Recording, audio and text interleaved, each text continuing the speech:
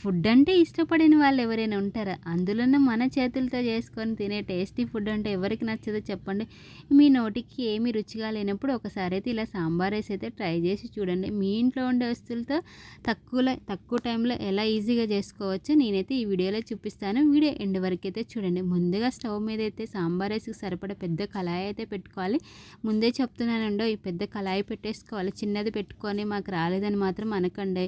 కొంచెం ఆయిల్ వేసుకొని అందులోనే ఆనియన్స్, పచ్చిమిర్చి, ఎండుమిర్చి, కొంచెం వెల్లుల్లిపాయలు వేసుకొని కొంచెం ఇంగువ వేసుకోవాలి. అవన్నీ మగ్గిన తర్వాత మీ ఇంట్లో ఉండే వస్తువులు కూరగాయలు ఉన్నాయి కదా, అవి తక్కువ మోతాదులో వేసుకోండి. ఎక్కువ మోతాదులో వేసుకోవడం వల్ల ఏమవుతుందంటే సాంబార్ రైస్ అనేది డామినేట్ చేసేస్తుంది అనమాట. తక్కువ మోతాదులోనే వేసుకోండి. ఇలా కూరగాయలు వేసుకున్న తర్వాత కొంచెము ఉప్పు, పసుపు, కారం వేసుకొని లో ఫ్లేమ్లో ఒక 15 మినిట్స్ని వాటిని కలుపుతూ ఉడికించుకోవాలన్నమాట. తర్వాత మనం చింతపండు పొయ్యాలండోయ్. చింతపండు కోసం మనం ముందుగానే నానపెట్టుకోవాలి. చింతపండు ఎక్కువ పుల్లగా ఉంటేనేమో హాఫ్ కప్పు పోయండి, తక్కువ పుల్లగా ఉంటేనేమో ఫుల్ కప్పు పోసేసేయండి.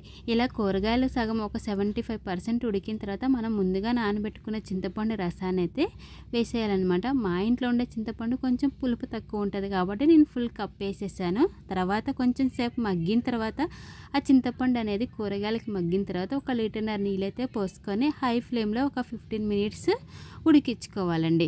తర్వాత దీంట్లో సాంబార్ మసాలా వేసుకోవాలి. మీ దగ్గర ఏ సాంబార్ మసాలా ఉన్నా పర్లేదు. 2 టేబుల్ స్పూన్ సాంబార్ మసాలా ఇట్లా నీళ్ళు మరుగుతున్నప్పుడు దాంట్లో వేసేసుకోవాలన్నమాట. మనం ముందుగానే సాంబార్ రైస్ కోసము ఒక గ్లాసు రైస్, ఒక హాఫ్ గ్లాస్ పప్పు ఇట్లా కడిగిచ్చేసి ఒక హాఫ్ అన్ అవర్ నానబెట్టుకొని 3 కప్పులు నీళ్ళు పోసి ఇట్లయితే 3 విజిల్స్ వచ్చేంత వరకు అయితే ఉడికించుకున్నానండి. ఉడికించిన తర్వాత వీటిని ఇలా ఒకసారి మనం ఇట్లా మెత్తగా చేసుకోవాలి. లేదు అట్లా పలుకులుగా వేసుకుంటే సాంబార్ రైస్ అనేది అస్సలు టేస్ట్ ఉండదు.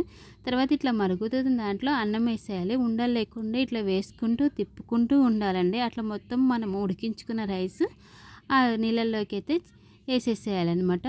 కొత్తిమీర మీకు నచ్చితే వేసుకోండి, లేకపోతే లేదు. మా ఇంట్లో నిండుగా ఉందని దట్టించేసానమాట. సో అందుకని అంత ఎక్కువ వేసేసానమాట కొత్తిమీర. మీకు నచ్చకపోతే ఆప్షనలే అనుకోండి. ఇలా తిప్పుతూ ఒక 10 మినిట్స్ అయితే మనము స్టవ్ మీద లో ఫ్లేమ్లో ఉడికించుకోవాలన్నమాట రైస్. మీకేమో కొంచెం జోరుగా కావాలంటే నీళ్ళు ఎక్కువగా ఉన్నప్పుడు దింపేసుకోండి. లేదు కొంచెం ముద్దగా కావాలంటే ఇంకొంచెం నీళ్ళని మరిగించేసేయండి. మేమైతే కొంచెము అటు జోరుగా కాదు, ఇటు ముద్దగా కాదు, ఒక మీడియం కన్సిస్టెన్సీ వచ్చినప్పుడు తింటామన్నమాట. అందుకని ఇప్పుడు నేనైతే స్టవ్ ఆఫ్ చేశాను. చూడండి, వేడివేడిగా సాంబార్ రైస్ అయితే రెడీ అయిపోయింది. మీరు కూడా నా వీడియో చూసి సాంబార్ రైస్ ట్రై చేసి ఎలా ఉందో కామెంట్ సెక్షన్లో కామెంట్ అయితే చేయండి. Please subscribe.